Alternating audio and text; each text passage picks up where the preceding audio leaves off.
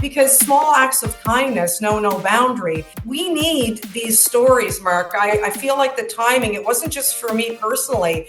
When we watch the news, it can be quite discouraging and frightening what's happening in the world today. And as a former mainstream media journalist with CTV, a lot of the criticism journalists get is this: we don't get enough positive stories. Well, there you go. I just did a whole book of positive stories as a journalist, a veteran journalist here on the East Coast. So yes, I agree with the public. We do need more positive stories. And what do acts of kindness do? Well, I'll tell you what one of the things is. It helps us reframe in knowing that there's still some good in the world, right? Some small act of kindness that you do for someone or that's done to you, you go, you know what? There's still some good people left out there. Welcome to the Stark Reflections on Writing and Publishing podcast. There has never been a better time for writers. More information, options, and opportunities are available to you, but navigating these requires insight.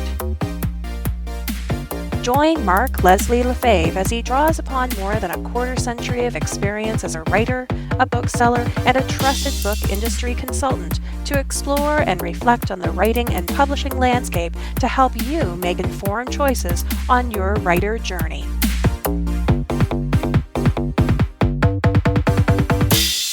Hello, Reflectives, and welcome to episode 411 of the Stark Reflections podcast. This is your host, Mark Leslie Lefebvre. In today's episode, I have a conversation with award-winning writer and veteran journalist, Janice Landry. We talk about her seventh book, Every Little Thing, How Small Acts of Kindness Make a Big Impact, and her 2023 diagnosis of Lyme disease, which was part of the inspiration for writing this book. We also talk about Janice's life as a writer, how having lived adjacent to the ocean in Canada's East Coast has impacted her creative spirit, and so much more. And that's coming up later in this episode. But now, let's hear a word about two of this episode's sponsors. This episode is brought to you by the Toronto Indie Author Conference and Gritlit, Hamilton's Readers and Writers Festival. Let me first talk about the Toronto Indie Author Conference. It's taking place in Toronto, of all places. I know, they made it so hard with the name.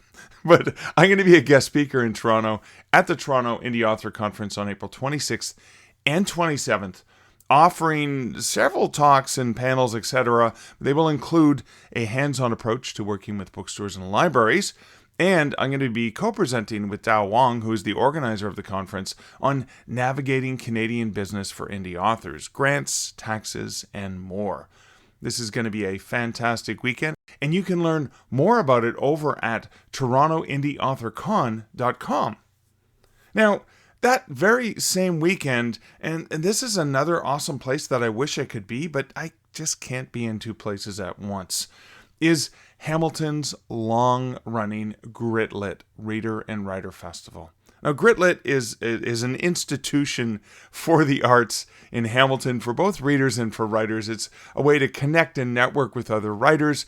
If you're a reader, it's a fantastic way to connect with writers who are brought in, as well as local writers that you can meet and interact with. Now, it has numerous events that run from Wednesday, April 23rd through Sunday, April 27th, but the majority of those events, it's really, really packed on the Saturday and the Sunday. Now, these in-person events take place in various locations across Hamilton, including the Homewood Suites by Hilton, the Playhouse Cinema, the Art Gallery of Hamilton, the Hamilton Farmers Market, and the Hamilton Public Library Central Branch.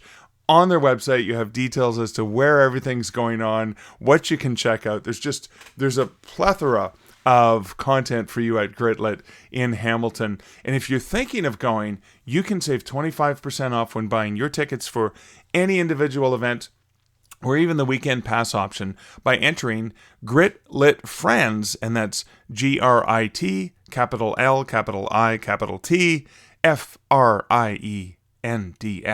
You enter that into the promo code field when buying tickets on Eventbrite. There will also be a link to that at the show notes to make it easier for you if you want to just click the link to go and check out your tickets. And you can learn more about Gritlit over at gritlit.ca. That's gritlit.ca.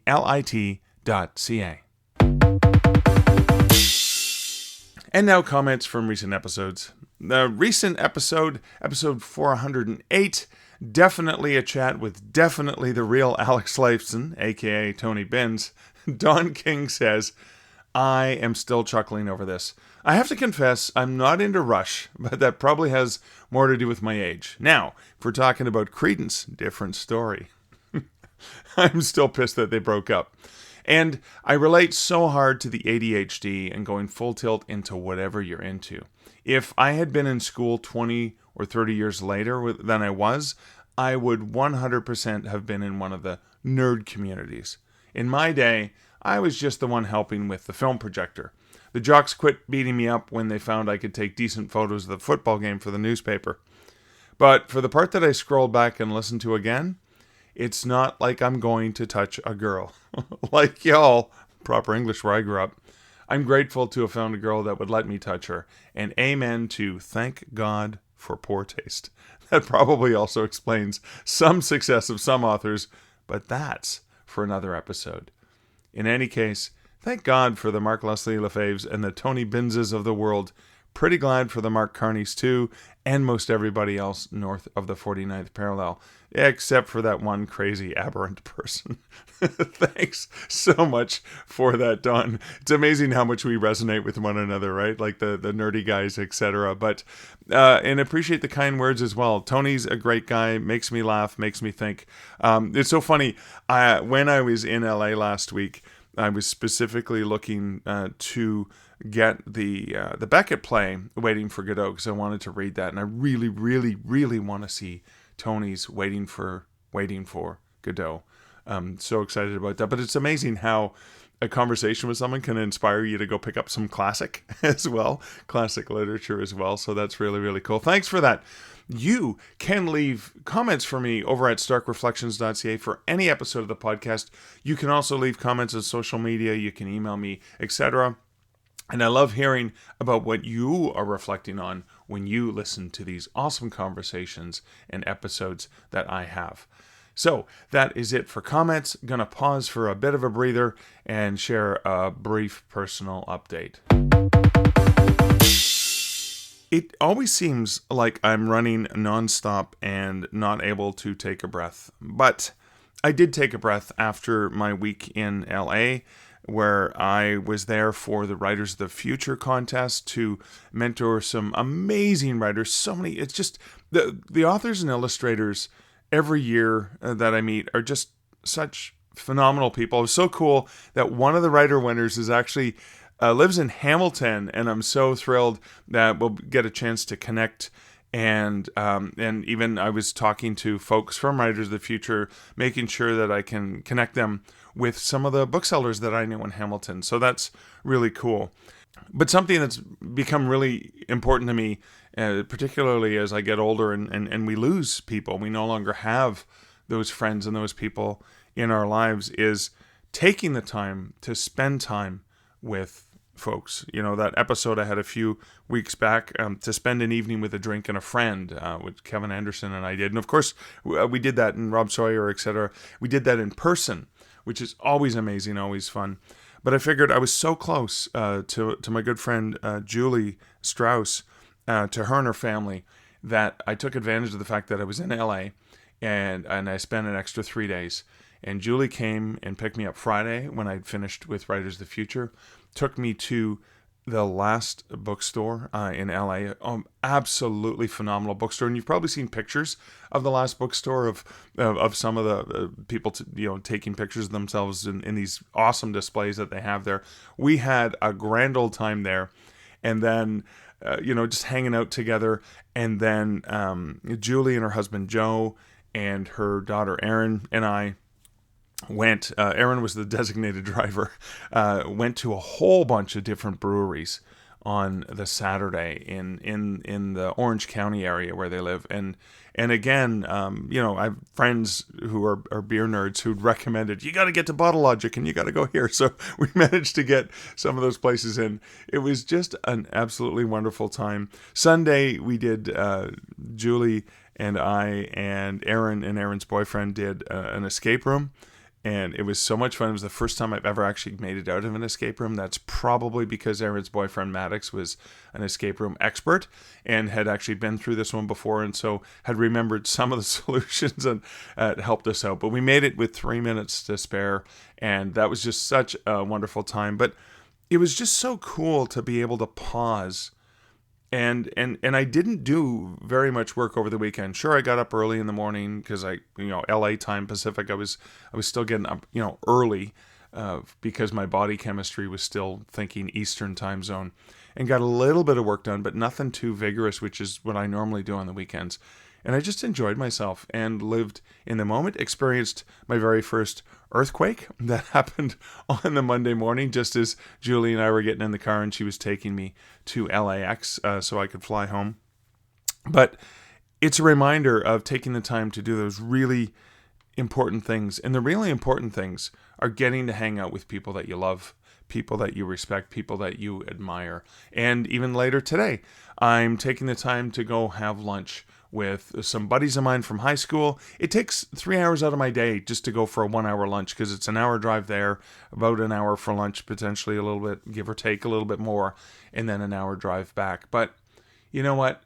Definitely well worth the time, because time invested in your friends and family and those people in the community around you is time well spent. And that's something that I wanted to share in my personal reflection. And of course, taking the time to do those things ends up setting me back in all the things that I want to do for writing, etc. The only other thing to mention is briefly, if you're listening to this episode, well, no matter when you're listening to this episode, but on Saturday, I should say, April 19th, I am hosting for Draft to Digital a full day of print books for Indie Authors Day, and it starts at noon Eastern. And every hour, on the hour, a new session that'll last 45 minutes is going to go on. And it starts from the beginning, the introduction to print books and what print books is all about and why it's important, etc., to how to use Draft to Digital print, to working with formatters if you don't want to use the free tools that Draft to Digital offers.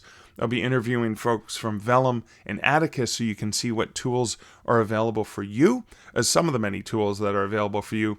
I'll be talking to book cover designers about what goes into a great book cover design. I will be talking to experts or experienced authors who are really, really good at marketing and selling print books. And I'm going to have 4 of those authors. It's Katie Cross and Lydia Shearer and Johnny B. Truant and Todd Fonestock. And you may recognize some of those names from this podcast. I'm going to be talking to them about the various ways they sell books. And then there's going to be an open Q&A session at the very end of the day for anyone who has any other questions. So that's taking place. It's going to be live streamed to the YouTube channel for Draft to Digital, but you can always catch those. And the live stream is great because you can ask your questions live, but you can always catch those at a later date. So if you're listening to this episode in the future, that link, d2d.tips/printday, which I'll also leave the link in the show notes at starkreflections.ca, will be there so you can learn all about print books from top to bottom. No matter if you're a beginner or you're a more advanced user, there's probably something of value there. And that's how I'm going to be spending a very exhausting day on Saturday, but I know it's going to be very rewarding and very fulfilling. Then back to deadlines for getting some books turned in, including an anthology that's due back with the publisher very, very, very soon. And I was working on that earlier this morning, and we'll be working on finalizing that on Sunday to get that to the publisher, among many projects that I am behind on. But that's it for my personal update. Now, let's get to the interview with Janice. So this interview with Janice is so cool. Now, I met Janice initially, 12 or so years ago, when I was in Halifax to do an event, an author event, and my cousin Peter Millette, who was on television. He was on CTV in Sudbury when I was growing up, and Peter had moved to Halifax, and he is dear friends with Janice, and that is, I believe, or Janice was there as an author anyway, but Peter had come to the event to see Janice and to see me, and that's when that connection happened, and it was just so cool to get caught up with Janice and talk about her latest book. It's such an important book, such a great book, a book that I think is there to create a bright spot in your lives and to remind us of the so many powerful, little, and important things that can bring good and kindness, and the people and the things and the places that can bring you this inspiration. It's a fantastic conversation with Janice, and I've already spoken enough, so let me just play the bumper and you can hear that conversation. And I'll be back, of course, after the interview with my reflections.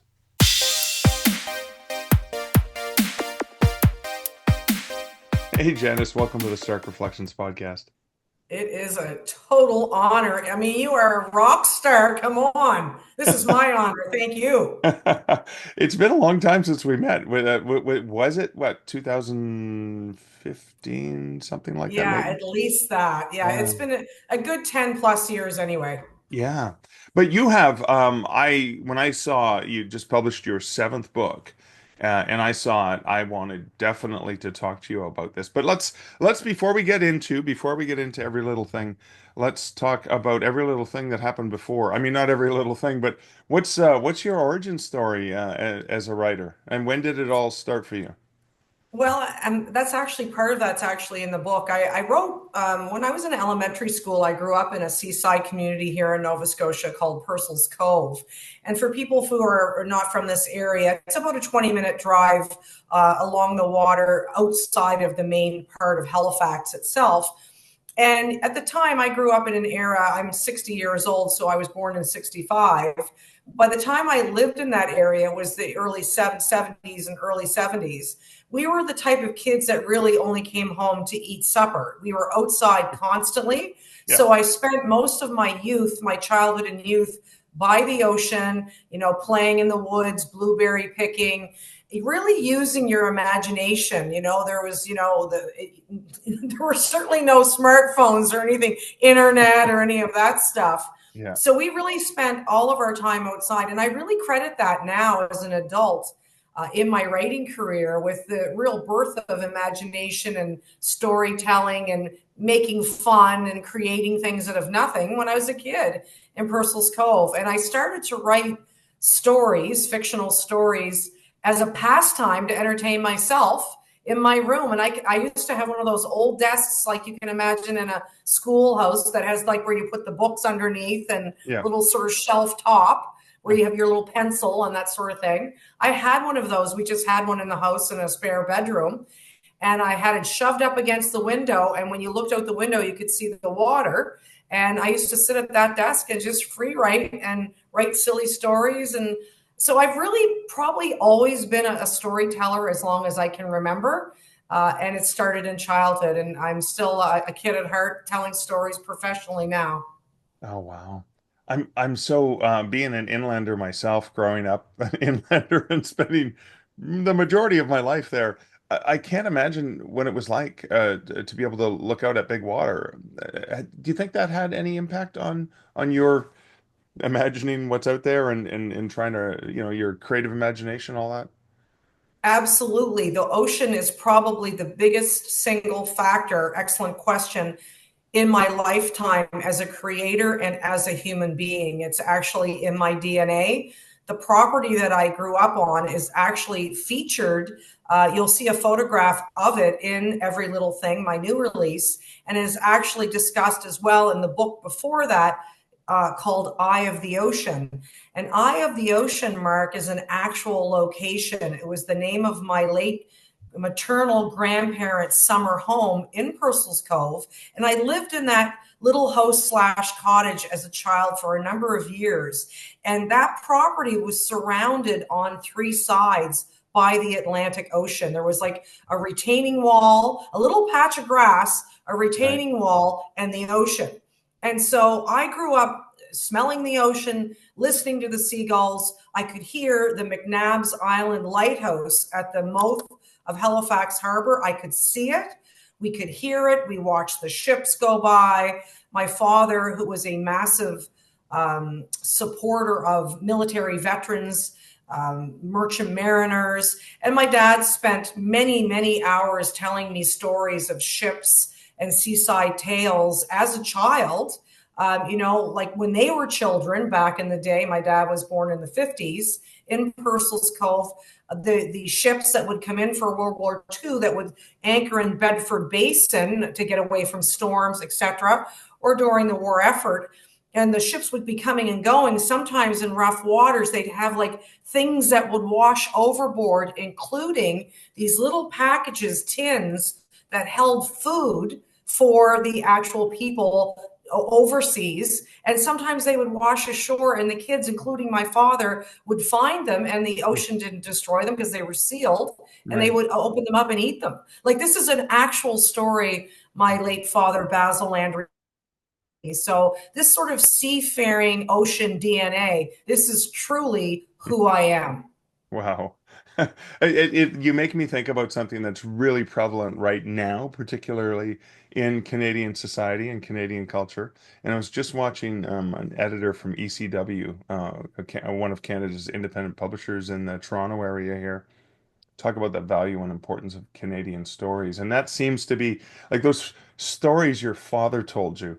And when you were talking about having the sea on all three sides, I was thinking back to elementary school and reading stories about, because it was foreign to me, even though it was part of our country, the concept of high and low tide, because I didn't like, Windy Lake, I had a provincial park nearby, and there were no tides. You couldn't like the water didn't suddenly recede, and then you could walk out and discover all kinds of things there.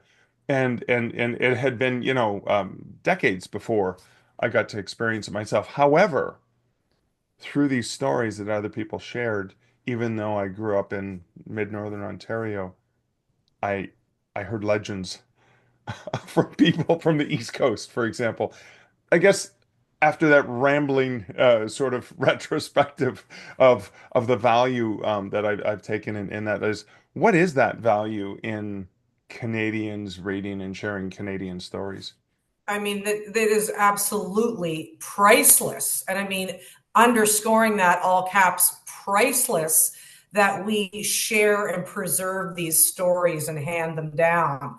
I don't take that lightly whatsoever. And, my background, as you know, is I am a journalist and have been one for 38 years. So I write primarily nonfiction.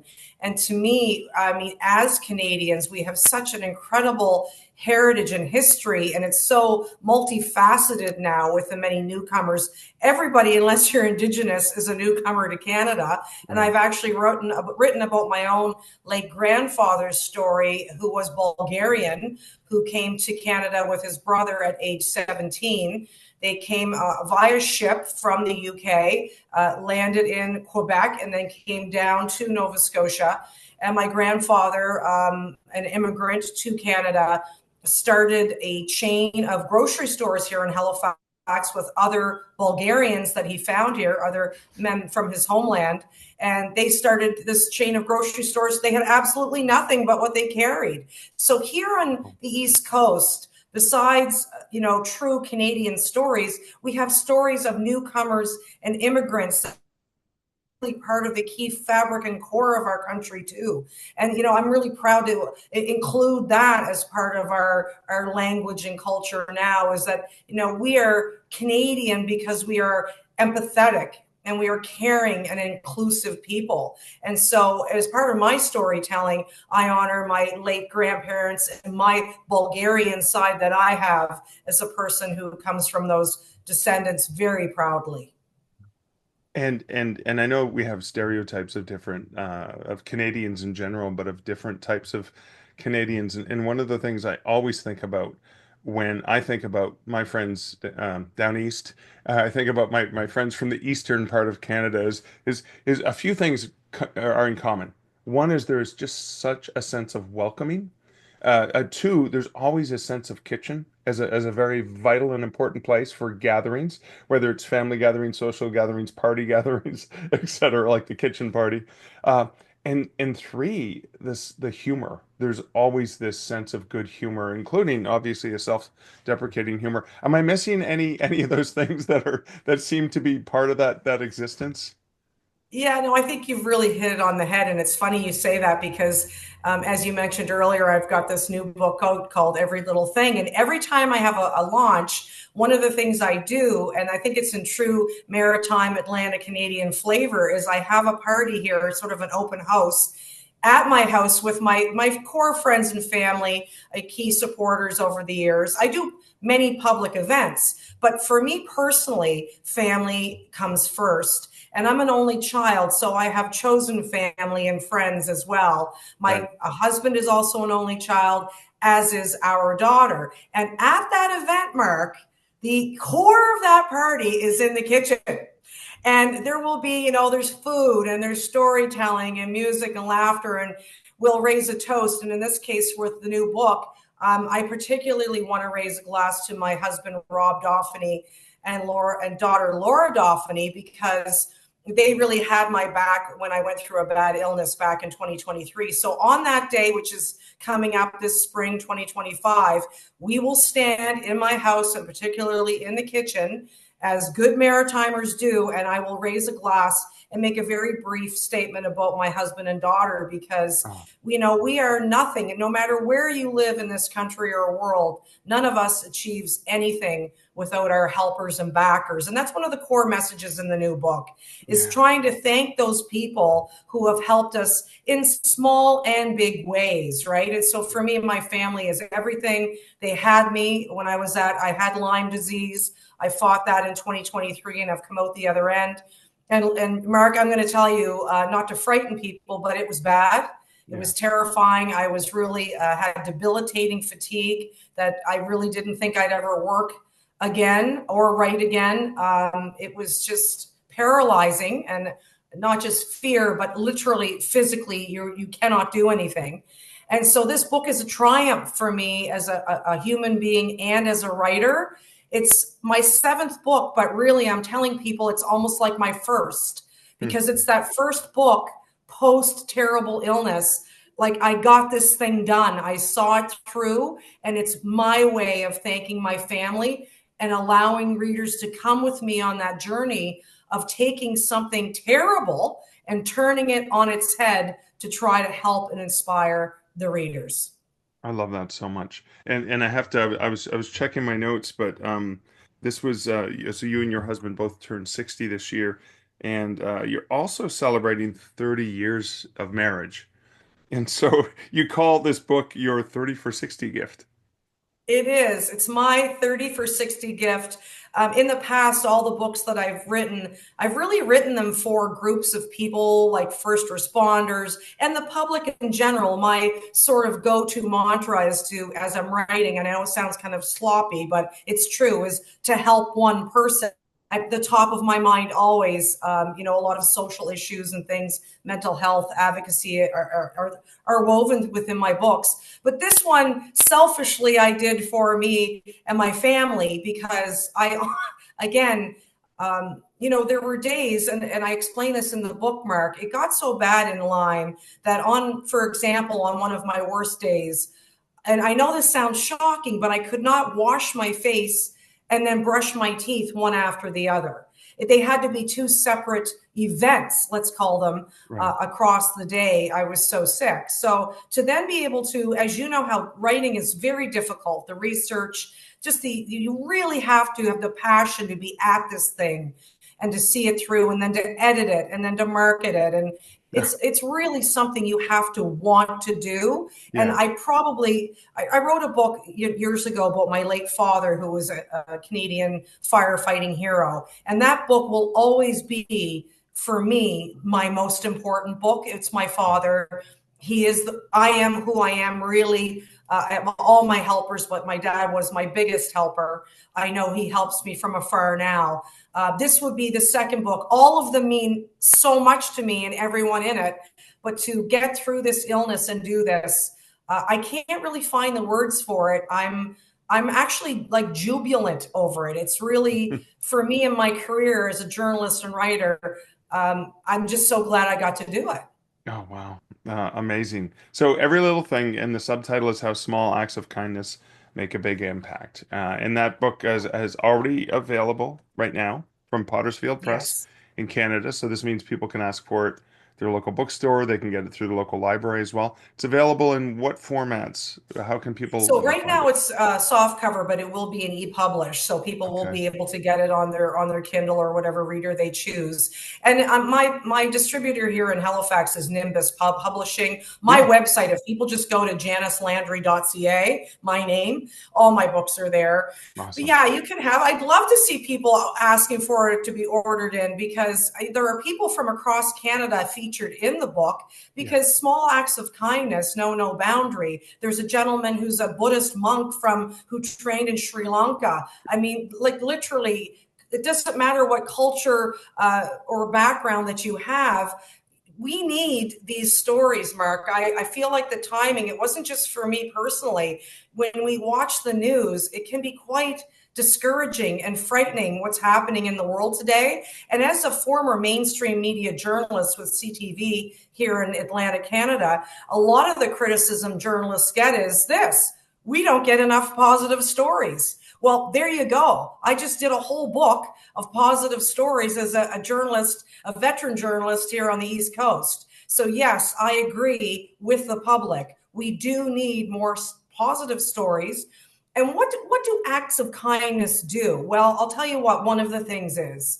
Given what I just said 30 seconds ago, it helps us reframe in knowing that there's still some good in the world, right? Some small act of kindness that you do for someone or that's done to you, you go, you know what? There's still some good people left out there. I'm right, right? Oh, 100%. And I love that in the book you share these beautiful stories of different people. And again, it's not a what I like about it is not a sort of blatant, here's a thing, an act of kindness. You share the full story, and then the reader can say, oh, here's where the kindness exists.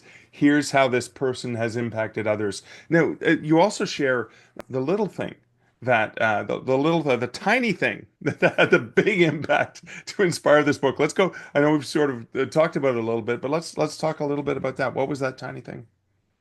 That tiny thing was a black-legged tick. I mean, the tiny thing for me was the tick that bit me.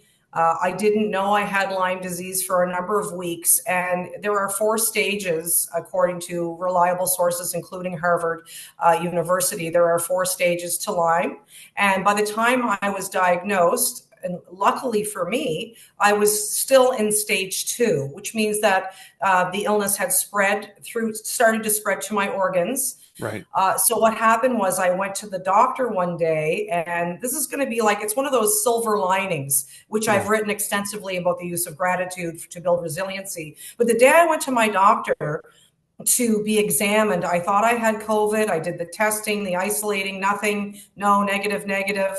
I couldn't figure out what was wrong with me. And so I got progressively worse. But before it got really debilitating, I went to see the doctor, and during the examination, I removed my top for her to examine me, and she saw the rashes I had. I had developed these oblong maroon-colored rashes over a third of my body, which is terrifying. Yeah. But when she saw the rashes, Mark, she said, in a second, in a heartbeat, you have Lyme. And nobody expects to get a major diagnosis. I went to the doctor alone. I didn't have my daughter or husband with me. I wasn't expecting to hear that I had something major. And she's like, you probably should sit down. She knows my background. You've probably read and heard a lot about it. Yes, I have. And, she said, where you are, we'll get your blood tested. It did come back positive.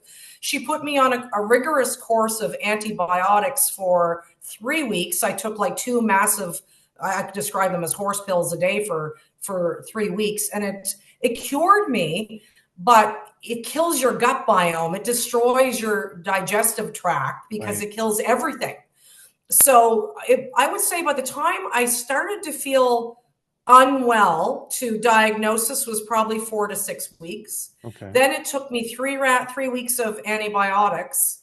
During that time, I hit rock bottom to the point what I told you about the washing the face and brushing the teeth. And then by the time I got better, you have to rebuild from having no energy, not being able to eat much. I lost weight. So I would say it was probably, I'd say a good 3 to 4 months before I really started to feel myself.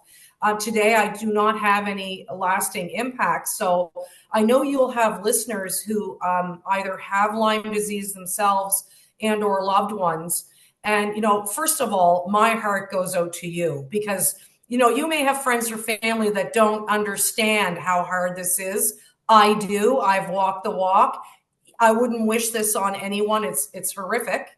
Having said that, there is hope. And that's one of the things that I hope that people get from the book is that whether it's Lyme or another illness, there are many people out there willing to help you, that want to help you, and that there is light at the end of the tunnel. You're not alone in your illness, and people truly care about you, and they're there to help. Having said that, asking for help is hard, isn't it? 100%. Oh, that's awesome. Um, I love that, and I love the messages of hope. I love that. I know it's hard to pick your favorite. I mean, you did mention, your father's biography, which I'm proud to own a copy of that and have a signed copy of that, and this book as well. Within this, is there a particular story that you think might resonate particularly with writers or storytellers or creative people in general? I could pick a number, but I'm going to start with the opening story, which is based off a 50-year-old handwritten note that I was given by my grade school French teacher. In elementary school, I had this teacher, she's passed now. Her name was Madame Renee Curtis. And when I was 10 years old, I got this note in 1975. I am now 60 years old. I waited 50 years. That's half a century. God, I hate dating myself this way. But anyway, I carried that note, Mark, with me from wherever we moved. It was in my dresser drawer. I always knew I had the note. I'm not going to say exactly what's in the note because I want people to read the book. Yeah. But why is this important? Why did I keep the note as a creative, as a storyteller? Also, be careful for you people that are getting rid of stuff. What do you keep? What do you get rid of? I knew this note, it would play a part in a project as a storyteller one day. Hmm. I kept the note because Madame Renee Curtis was the first adult outside of my own parents who showed me that they saw something in me in this note, what she said to me. I knew she believed in me. I had a backer. I had someone who had me outside of my mom and dad. Keep in mind, I was 10. When you're a kid and you turn those double digits, it's a big deal in your life, but you're Yeah. just a child. So to have this teacher do this for me is so heartwarming. And as a journalist, I tracked her son down and I sat across from him. His name's Chris Curtis. And, for him to see this handwriting of his late mother's, it's so special to see a Mm. new piece of handwriting from a beloved. Yeah. I sat across from him and read him this note. Well, I bawled my head off. The two of us cried. It was Yeah. absolutely, as a writer, so beautiful and touching to be able to honor his mother in front of him. And then for readers, it's not just about Madame Renee Curtis. It's my way of thanking all of my teachers and all teachers. Teachers are the backbone of the community. There are so integral as to why you and I write today, why there is literacy in Canada, why children are excited about storytelling and reading. So that's probably a big one, is the opening one. There are many, though. There's 10, Yes. 10 beautiful stories. But Madame Renee Curtis is a core reason why I am a writer today. So I choose to honor her in your podcast. Oh, well, thank you. And Thank you, Madame Curtis, for that as well, because we wouldn't have you doing the things you've done your entire career as a journalist, the books you've written, the stories you've shared for beginning writers. So anyone listening to this podcast, who are potentially early in their journey. This is me asking you to play a little role of Madame Curtis here for my listeners. Is what's advice that you would love to impart upon those listeners? For okay, you're that 10-year-old writer at the beginning of your journey. What are some things that you would want them to know? I would say one of the first things is follow your gut. I mean, if your gut is that you're a dancer or you're a cook or you're a seamstress or you're a scientist, not just writers, but for any young people. I taught at the university level at Mount St. Vincent University for 16 years. I spent many years around hundreds and hundreds of students. And, I always used to say something, keep aiming high. That's actually words from the note from Madame Curtis. And then I would add, because you're worth it. So it's always aiming high for you. And I used to say this, so follow your gut. If your passion is photography or you want to be a scientist or whatever you want to do, you can do it. You have to be willing to put the work in, but you will be able to do it. You have what it takes to do it. And I think that the other thing is to do it for yourself. So our daughter, Laura, is studying neuroscience, medical neuroscience at Dalhousie University, and she'll defend her master's this year. Mm. And I've told her since she was a child, younger than 10, that, don't do it for your parents. Don't do it for your teachers. Do it for you. So the first piece, the two key pieces of advice: follow your gut. You have to be passionate about your work to be at my age with 38 years experience. You got to like what you do, right? And do it for you, not anybody else, because no one can ever take it from you. If you do it for you and you have that self-respect and that passion, that will carry you for your whole life and career. And those are my two big takeaways. Oh my God. Awesome, awesome. Right to my heart with those bits of advice. So thank you for that. So, Janice, where can my listeners find out more about you, find out more about this fantastic new book of yours, your seventh book, or potentially any of your books? Where can they find out more?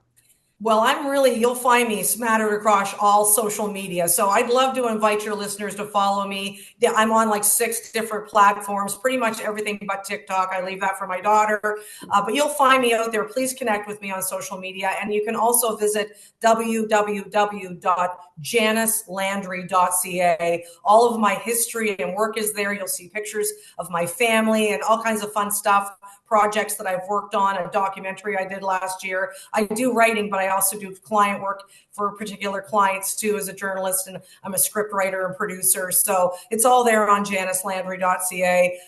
Right now I need a clone to help me with all this work that I'm doing, but one of my other key things after Lyme is I do balance work life better. And I do take time with my family and friends and to be outside in nature. And that's important for all of us, no matter our age or what we do. Balance. 100%. Now let's just quickly flash back to that desk that you had that overlooked the ocean. Where do you primarily do most of your creative work? Is it at a similar location where you have a picturesque view, or did you do what Stephen King says and say, put it up against the wall and just focus on your writing? I have Stephen King's book on writing. I just bought my second copy of it at a bookstore recently. I'm going to reread it. That's a great book for any burgeoning writers on writing by Stephen King. Whether you like King or not, it's incredible as a writer. Right now, I am seated at my desk. The front part of it is facing a wall with a piece of nautical history art. There is a nautical history. I have mementos from my late family, a couple plants. I'm a big plant nut, but I have to see out of a window to write. And where I sit, I can see my front door so I can dodge people when they're coming. Right. or get up for the exciting deliveries. Exactly. Like my new book. No, I can see the birds. I'm a huge nature person. I love birds. I can see my garden. I have to be able to see nature from where I'm writing. I don't have water near me. I have woods though, and my backyard is all wooded, and we have deer in the whole 9 yards. I'm not kidding. In Halifax, we have a flock of deer or a herd or whatever it's called. I'll have to Google that because someone will want to correct me here. But whatever a grouping of deer is, someone will know. I And have the them. listeners are so creative that they'll come up with their own unique versions That's for right. what a pack Like of a deer might dangle be. of deer. Yeah, exactly. Anyway, yeah, I have to see outside a window. It's absolutely key for me. Awesome. Janice, thanks so much for hanging out with me today. It was a blast. Yeah, no, Mark, I just have to say for your listeners, I know how busy you are. I follow your career on social media. The fact that you lift up other creatives here in Canada and give us a voice, there is enough room in the water for everybody. There's enough room in the pond for everyone, and you actually you emulate that and demonstrate that. So, as one of your peers here in Canada, thank you. Thank you, Janice. I appreciate it. So many things to reflect on. Let me try and narrow it down to 3. Okay, the content, the topic of what we talked about, the small acts of kindness and just how powerful they can be. I'm so glad that Janice wrote this book. I'm so glad that she took the time to have a conversation with me about it. Because I can't express enough how valuable and how important those small acts of everyday kindness, how powerful they can be. We never really know when we take the time even to just smile at a stranger or offer somebody a kind greeting or a kind gesture. Could it be as you're walking into a store or a mall and there's somebody coming up behind you and you hold the door open for them? It could be a small thing like that doesn't really take much, but could significantly make someone else's day better because you took the time to demonstrate the simple act of saying, I acknowledge you and you're important enough for me to care, even if it's in this minor way. There's so much negativity, there's so much anger, there's so much frustration and fear and sorrow in the world. Taking the time to focus on what little things that we can do to make someone else's day that much better can have a dramatic impact. I've been fortunate in my life to have so many people do so many things for me, big things and countless small things. And again, it may not seem like much to them, but that small thing that they did made me feel better. It put a little spark in my day.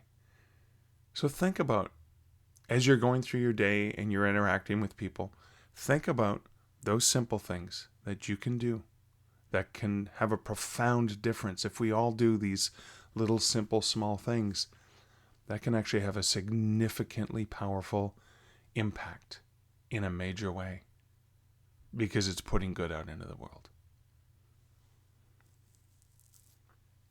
Speaking of good in the world, I have special episodes of the podcast called Thank You for the Inspiration. And as Janice was talking about that I believe in you letter that she received from a teacher when she was 10 years old, and she talked about that powerful impact that this particular teacher had, but also the impact that teachers can have on us. I think to what my partner Liz does, and some of the stories she shares at the dinner table, and just how powerful an impact that teachers and people who work in education and work with youth, the small things that they can do that can have such a dramatic and powerful impact on the kids and on their families. And again, a lot of it doesn't have to be major things. It can be as simple as sitting down and listening to them and their concerns. Because again, the power is them being acknowledged and heard. And that's one of the most powerful things we can do for people. But when I think about what Liz does and the joy and pleasure that she gets in making those differences every day in ways that she's probably never going to know about, I think about those teachers who lifted me up, who believed in me like Janice's teacher, who took the time to write something profound in my yearbook that I didn't even understand until decades later when I reread it as an adult and said, I see what they were telling me. Or they took the time to leave a comment on a paper I wrote or a piece of art that I drew. That made me feel seen and heard. And the little things that they've done, taking the time to work with you and to talk with you about stuff that's really important to you, in that time and day, and not poo-pooing any of it, but actually listening enthusiastically and offering their support. All of those little I believe in you gestures and moments from so many different teachers in my life have really helped to propel me forward and keep me going. And it's one of the reasons why, as somebody who loves to mentor other writers, that I really want to make sure I take the time to pay it forward and to offer what I can to help support and prop up other writers by saying, I believe in you and you're worth me investing my time in. Because again, and this is something I said in my keynote that I launched last week as part of BookFest, is the writer is needed by this world. The world needs those creative people, those artists, those musicians, those writers. And so whatever I can do to help those people continue to produce their works, I'm making the world a better place. So that's kind of selfish of me, isn't it? And then the very last thing, and I know this is rambling reflections, but come on, it's my podcast. I get to ramble. I get to reflect as much as I want. And you get to listen if you want, or you can always turn it off. That's up to you. But the final thing is Janice's advice, which I absolutely love and adore. It speaks directly to who I am and to the type of advice I love to share with authors so much. She says, follow your gut and be passionate about what you do. I mean, come on, if you're going to spend your time doing something, why not have it be something that you actually get intrinsic value from? And then it's to do it for you. Create the art, the song, the music, whatever it is, with passion, with what makes you feel good. And do it for you. Do it as something that brings you satisfaction and joy, rather than chasing the market or creating something because you think it's going to sell. Almost every single example of my biggest successes as a writer don't come from me speculating about what's going to sell because it's popular or hot. It comes from the things that I wanted to do because I couldn't not do them because I was so passionate about them. And the act of creating them itself was joy. I was listening to my friend Julie, I'd mentioned in my notes before the interview and my personal update.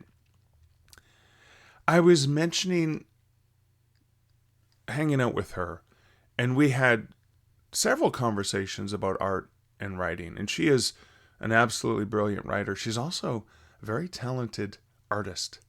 And she created a skull for me. A thank you card after she had spent some time with Liz and I in the fall. And it was just a gorgeous skull that she had created a handmade card with a skull on it. And it's absolutely beautiful. And I got to see several of her works, including a Van Gogh Starry Night chalk drawing that she did on the back of her office door. And that was the place, spare bedroom where I was staying. And it's just so absolutely beautiful. And it's so amazing that she was doing it, creating the art, just not for selling it, not for any other reason, just for the sake of doing it. And to see the joy that she gets from that is so fulfilling and so rewarding. And then she was even talking about a project, a writing project she's working on now. Not with any intent to sell it, although it will be a book that will be available for sale, and I'm going to be helping her with that. But just the intent to write it and the passion of telling the stories. Anyways, I've harped on this enough, but I do think it's so important, and I wanted to reiterate Janice's advice of that passion, following your gut, and doing it just for the intrinsic reward that you get in creating that art. But that is it for this episode and my rambling reflection. I hope you enjoyed the conversation with Janice. I hope you enjoyed. I hope you enjoyed the reflections. And if you have any reflections about this episode, about anything Janice said, or my own reflections as well, love to hear what you think. You can leave those comments over at starkreflections.ca. I want to say a huge shout out to those who support this podcast over at patreon.com/starkreflections, as well as my coffee buddies who support this podcast and my efforts via buymeacoffee.com/Mark Leslie. Really appreciate your support. It means so much to me because, again, that support may be just one small gesture, but it means the world to me. So thank you guys so much. I will be rolling out some extra bonuses for my supporters as well, based on some really cool new tools I'll probably even have to spend a full episode talking about how I've leveraged those tools for my own marketing, my stuff. That's coming up in a later episode, and my patrons and coffee buddies will get access to that early on, as well as some what I think is pretty cool bonus there. But anyways, thanks you for that, and also thank you for listening, because you listening is also powerful, and it means the world to me. It really does. Those download numbers are valuable to me because I know that they actually represent you listening and investing in me and in the wonderful people that I get to have on this podcast. That is a great way of supporting the show, just by listening. So I do appreciate that 100%. And if you want to support the podcast, feel free to leave a review wherever you listen to your podcasts. Leaving reviews, as you know, as authors, is a very valuable and important thing. But you can also share this episode or any episode that you've listened to with somebody that you think would get value in it. And again, that's another small thing that you can do to help them and to help me. But as I said many times, but I've delayed, that's the end of this episode. I'm actually ending it this time, even though I've kind of teased it out for a long, long time while I rambled. But that is the end of episode 411, this fantastic interview with Janice Landry. Thank you so much for listening. Until next week, and until next episode, as always, this is Mark Leslie Lefebvre wishing you great writing and good Stark reflections. Thank you for listening to the Stark Reflections podcast. You can find show notes for each episode at starkreflections.ca.